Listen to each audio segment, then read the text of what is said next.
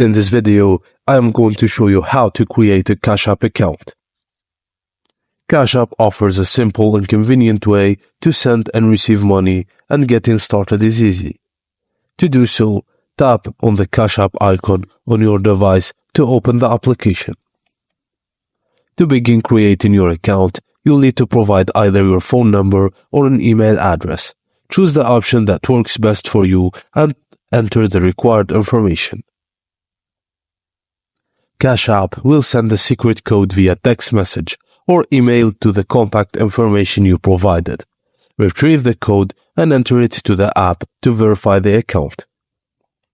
Now you have the option to invite friends to sign up for CashApp. It's optional but can earn you cash rewards. Enter your debit card information to link your bank account or CashApp. This allows you to transfer funds easily between your bank and CashApp.